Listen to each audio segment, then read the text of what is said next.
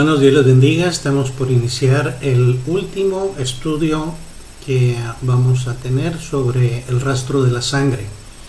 Y este es el último estudio ya. La próxima semana pues empezaremos un nuevo estudio que al final de este les voy a darle un poquito de introducción. Bien, hoy terminamos con el rastro de la sangre de J.M. Carroll, pastor. Vamos a citar algunas palabras finales, algunas doctrinas y algo pues con lo que vamos a terminar, lo que él termina su librito, ¿verdad? Vamos a orar primero y luego vamos a las palabras finales del doctor J.M. Carroll. Oremos. Padre Santo, gracias por tu palabra. Oramos, Señor, que bendigas este último estudio y que en conjunto la serie, lo que hemos leído a través de esta serie, Señor, sea de bendición para hermanos que la puedan atesorar,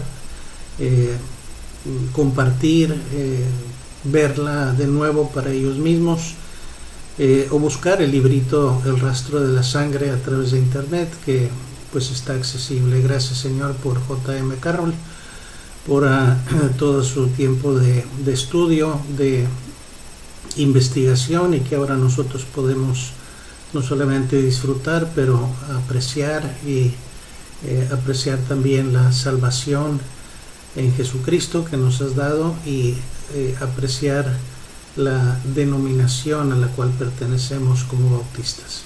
Te damos honra y gloria. Dirígenos en este estudio en Cristo Jesús. Amén.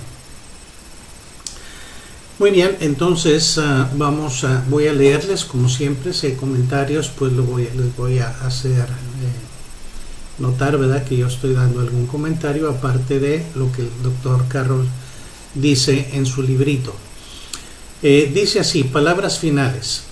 Durante todos los periodos de la Edad Media o del oscurantismo, hubo muchos cristianos y muchas iglesias separadas e independientes, algunas de las cuales remontaban su origen hasta los tiempos apostólicos, que nunca habían tenido relación alguna con la Iglesia católica. Tales cristianos e iglesias siempre rechazaron y repudiaron completamente las doctrinas católicas. Es este un hecho perfectamente testificado por datos históricos fidedignos. Estos cristianos fueron objeto perenne de rencor e implacable persecución, pues la historia demuestra que durante los 12 siglos más o menos que duró la Edad Media, comenzando con el año 426, hubo alrededor de 50 millones de cristianos que sufrieron el martirio.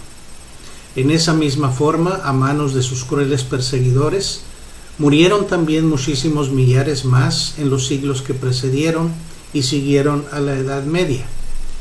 Durante esos tiempos tenebrosos, esos creyentes eran designados con diferentes nombres que les daban sus enemigos. Tales nombres se les daban a veces a causa de algún notable y heroico jefe, y a veces por otros motivos.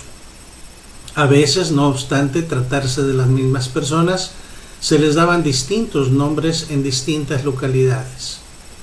Pero en medio de tanta diversidad de nombres había uno especial, o más bien una designación que se adhería a algunos de estos cristianos a través de la edad del oscurantismo. Esa designación era anabautistas. Con ese nombre compuesto se designó a ciertos cristianos que aparecen en la historia del siglo III. Pero un hecho sugestivo es que eso sucedió a raíz del origen del bautismo infantil. Pero más sugestivo es aún el hecho de que esa designación estuvo en uso antes que el nombre católico. De todo esto resulta que el nombre de anabautista es el término denominacional más antiguo de la historia. Una sorprendente característica de estos cristianos fue, y continúa siendo en los siglos subsiguientes, la de que rechazaron la doctrina de humana invención del bautismo infantil, y así exigían rebautizarse a todos los que, habiendo sido bautizados en la infancia, deseaban unirse a ellos, aun y cuando hubiesen sido bautizados por inmersión. Fue a causa de esa característica que se les llamó anabautistas, que significa rebautizadores. Ese nombre especial se aplicó a muchos cristianos que tenían otros apodos, especialmente los donatistas, los paulicianos, los albigenses, los antiguos valdenses y otros. En los siglos subsiguientes, esta designación llegó a ser el nombre que regularmente se dio a cada grupo en particular, es decir, que se los llamaba sencillamente anabautistas, eliminándose gradualmente todos los demás nombres. Muy a los comienzos del siglo XVI, antes de que se originase la iglesia luterana, la primera de todas las iglesias protestantes, la palabra ana comenzó a caer en desuso, siendo desde entonces llamados sencillamente bautistas. En los siglos del oscurantismo hubo un grupo de muchas iglesias que en ninguna manera se identificaron jamás con los católicos. De esos mismos siglos de oscurantismo salió un grupo de muchas iglesias que, a semejanza de las anteriores, tampoco se habían identificado jamás con los católicos. A continuación consignamos algunas de las doctrinas fundamentales sostenidas por ellos durante la Edad Media y al salir de ella. Doctrinas fundamentales. Número 1. Una iglesia espiritual que tiene a Cristo por su fundador, su cabeza y legislador. Número 2. Sus ordenanzas son únicamente dos: el bautismo y la cena del Señor. Estas ordenanzas son meramente simbólicas, no salvan. Número 3. Sus ministros son dos, no más: obispos o pastores y diáconos. Estos son servidores de la iglesia. Número 4.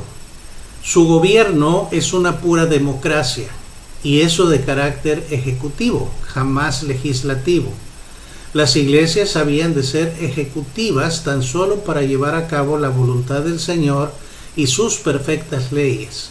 Jamás habían de ser legislativas para reformar o abrogar sus antiguas leyes o hacer otras nuevas. Número 5.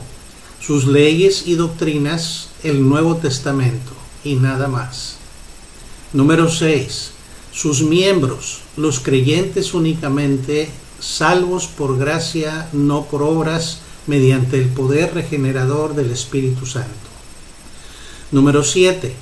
Sus requisitos. Los creyentes ingresan a la iglesia mediante el bautismo que debe administrarse por inmersión. Luego deben prestar obediencia y lealtad a todos los mandamientos del Señor. Número 8.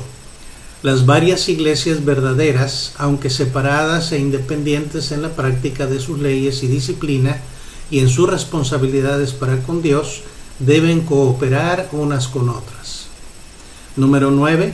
Completa separación de la iglesia y el Estado. Y número 10. Absoluta libertad religiosa para todo el mundo. Enseguida vamos a leer lo que en el librito de el Dr. Carroll se denomina como fuentes de información sobre el tema. Fuentes de información sobre el tema. Dice así: aunque el Dr. Carroll escribió El rastro de la sangre hasta cuando ya tenía más de 70 años de edad, sin embargo, siendo muy joven se convirtió al Señor, y al ver tantas denominaciones se solía preguntar ¿cuál sería la iglesia que Cristo había fundado? Desde su juventud, su meta fue averiguar cuál era la iglesia más antigua y más semejante a las iglesias mencionadas en el Nuevo Testamento, creyendo siempre que lo podía realizar al estudiar las Escrituras y la historia.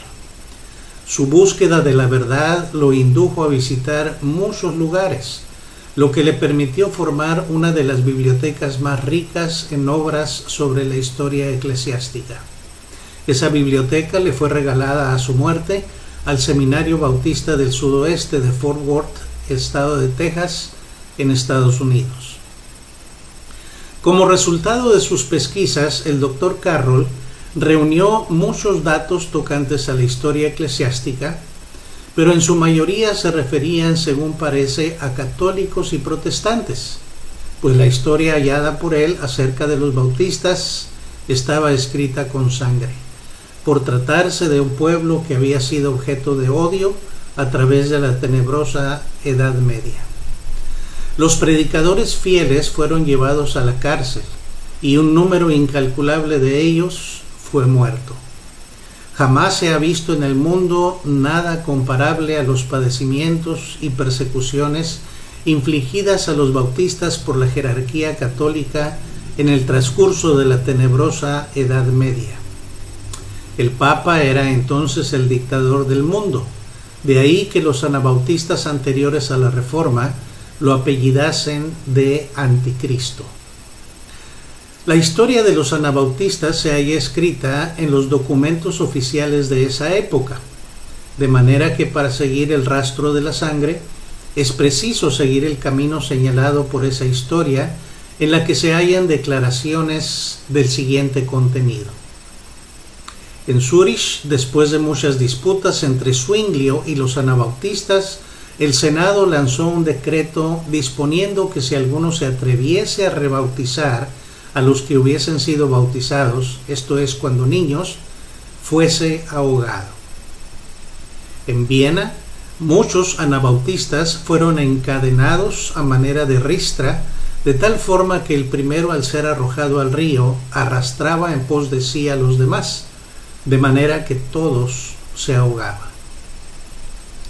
En el año del Señor de 1539, 2 anabautistas fueron quemados más allá de Southwark, y un poco antes que estos lo fueron 5 anabautistas holandeses en Smithfield.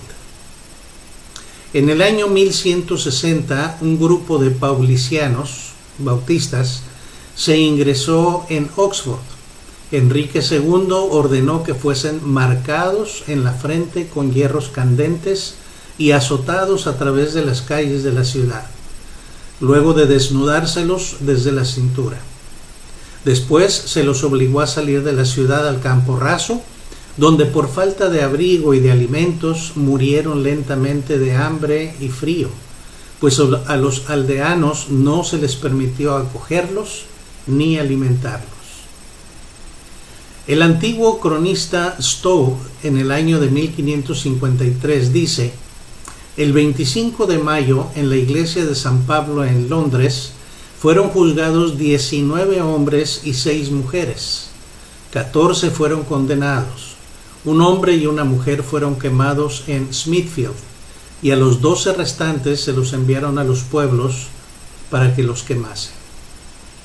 Froude, historiador inglés, dice acerca de esos mártires anabautistas: los pormenores de sus padecimientos se han desvanecido y sus nombres han sido echados en olvido, y aún los mismos hechos apenas son dignos de señalarse. Europa no se conmovió a causa de ellos, ni se guardó luto en ninguna corte, ni el corazón del Papa se estremeció de indignación con motivo de su muerte. Por el contrario, el mundo lo miró con complacencia, con indiferencia y hasta con regocijo. Sin embargo, entre estos 25 hombres y mujeres hubo 14 de ellos que ni el terror de la hoguera ni el miedo a las torturas fueron bastantes para hacerles decir que creían lo que en realidad no podían creer. Y aunque la historia no consigna ni una palabra de alabanza en su favor, con todo, su sangre no fue derramada en vano. De no haber procedido así, sus vidas hubieran sido tan inútiles como las de la mayoría de nosotros, pero al perderlas ayudaron a pagar el precio de la libertad inglesa. El Dr. Carroll halló asimismo su historia y su ensangrentado rastro de estas personas a través de los siglos, en los escritos no solo de sus amigos, sino también de sus enemigos.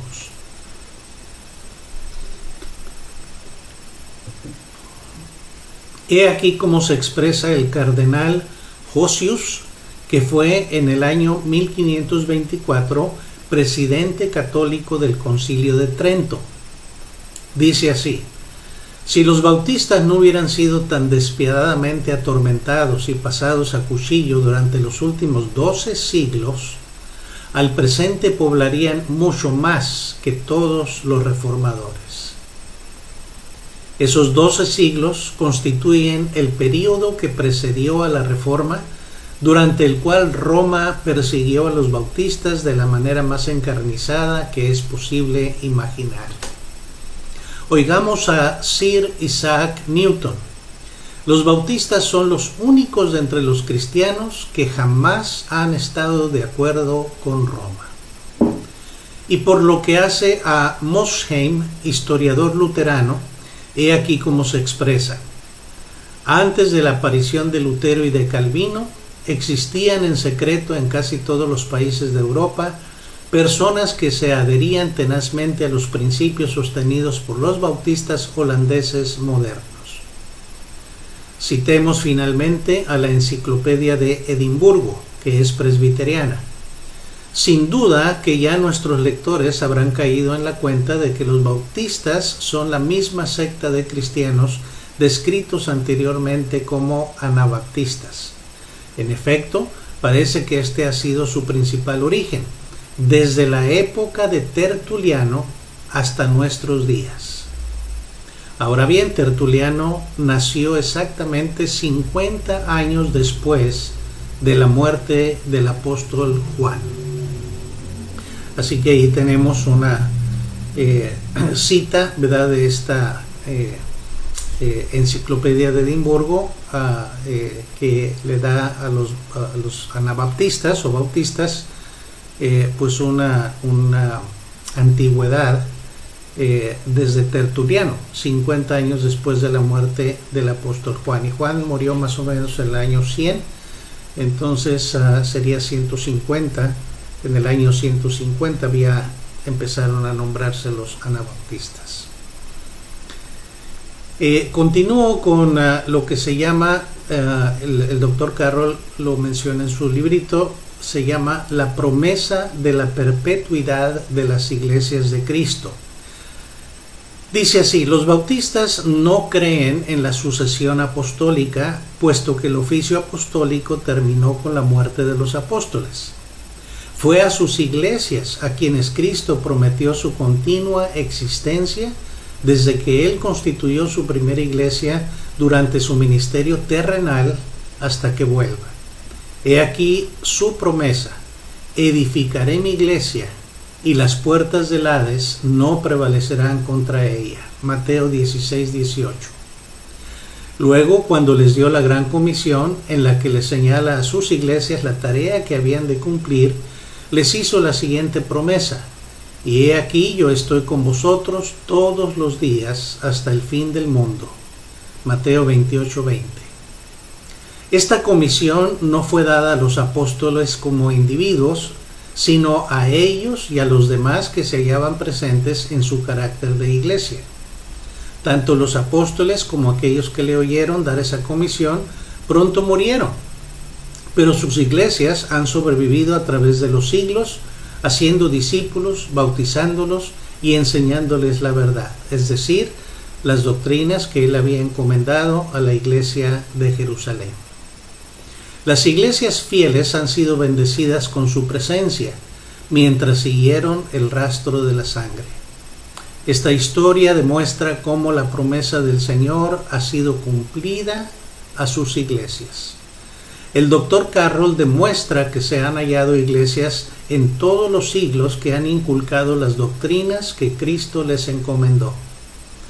A estas doctrinas las llama el doctor Carroll las características o marcas de la iglesia del Nuevo Testamento.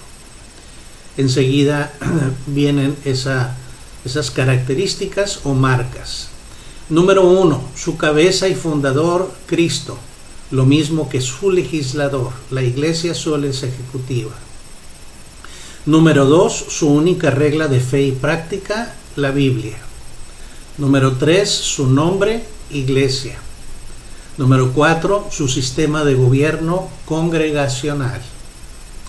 Número 5, sus miembros se componen únicamente de los que han sido salvos. Número 6, sus ordenanzas, el bautismo de creyentes y la cena del Señor. Número 7, sus oficiales, los pastores y diáconos. Número 8, su obra, lograr que los pecadores se salven, bautizarlos y enseñarles que guarden todas las cosas que Cristo mandó. Número 9, su plan financiero, los diezmos y las ofrendas. Número 10, sus armas de guerra espirituales, no carnales. Y número 11, su independencia ha de consistir en la separación de la Iglesia y el Estado. Y por último, viene un párrafo aquí, un último punto en el librito, y dice: ¿cómo se reconoce una iglesia verdadera? Dice así: sucede que en una ciudad suele haber muchas diferentes iglesias y todas pretenden ser la verdadera iglesia.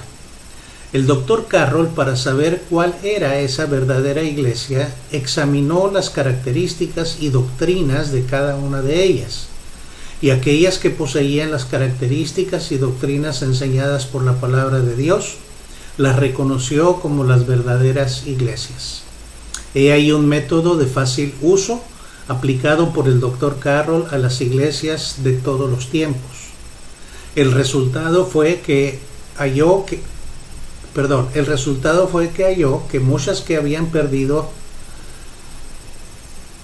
Vuelvo a refrasear eso. El resultado fue que halló que muchas habían perdido esas características alejándose de esas doctrinas.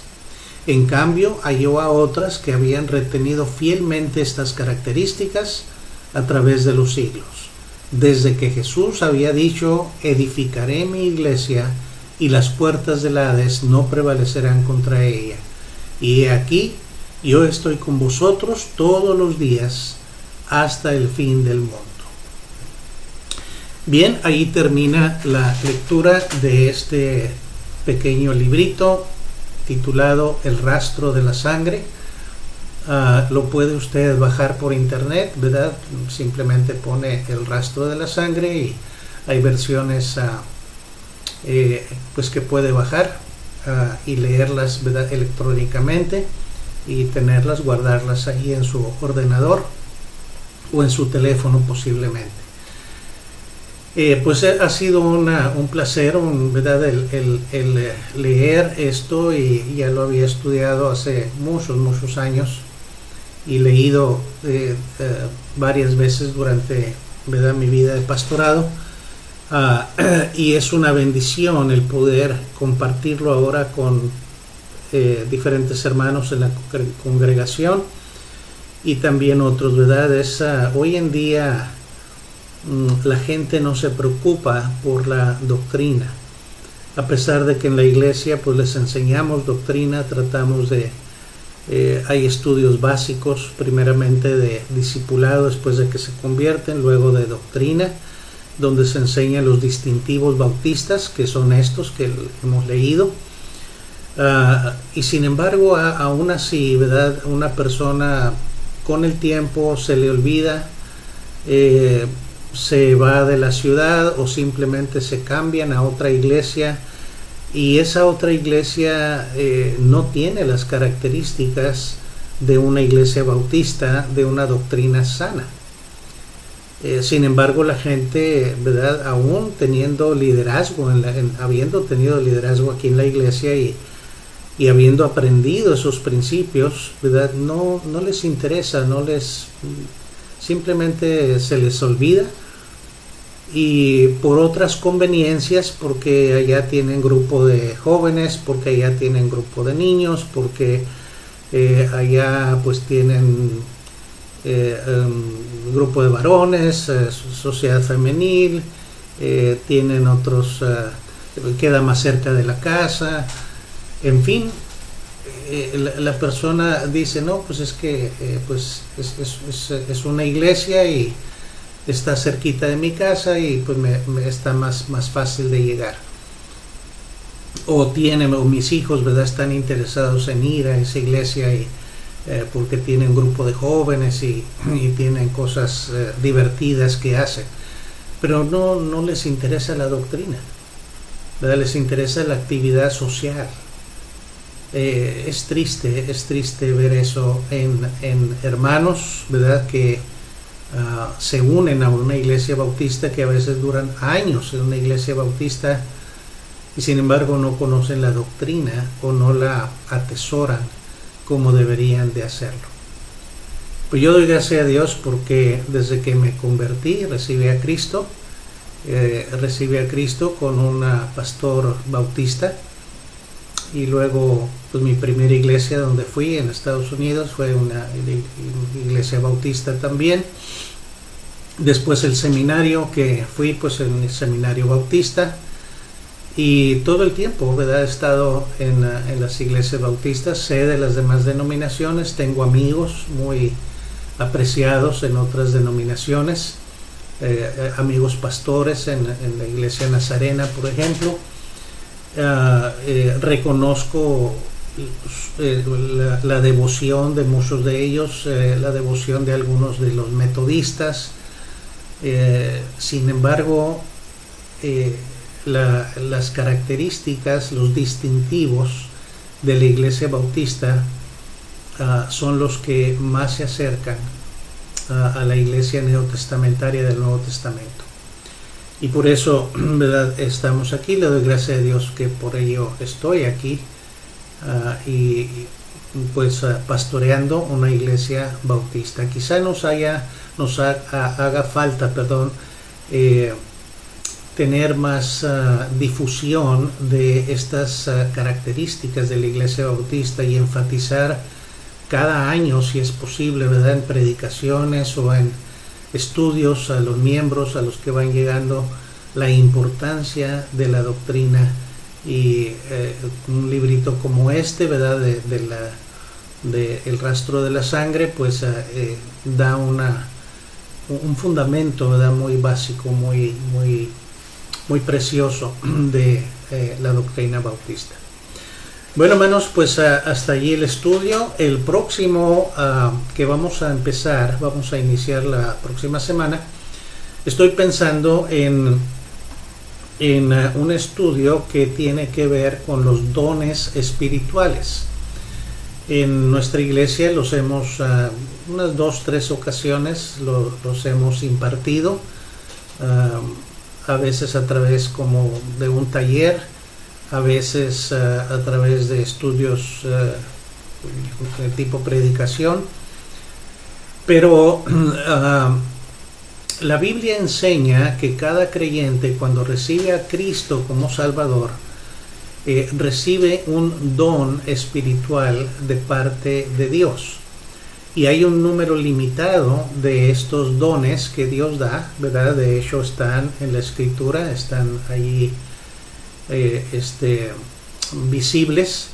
Y muchas veces muchos de los problemas que se tienen en las congregaciones entre un hermano y otro, o cuando surge algún problema, especialmente de disciplina, por ejemplo, entonces esos dones, esas características, esos de los dones resaltan, ¿verdad?, en diferentes hermanos.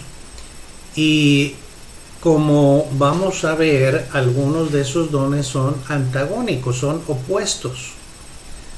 Entonces parece que hay una oposición de un grupo de hermanos contra otro grupo de hermanos, cada quien abogando por su causa, y todo tiene que ver con los dones. Si solamente se entendieran, ¿verdad?, la persona comprendiera y entendiera cuál es su don y cómo debe usarlo en la iglesia, entonces esos conflictos desaparecerían.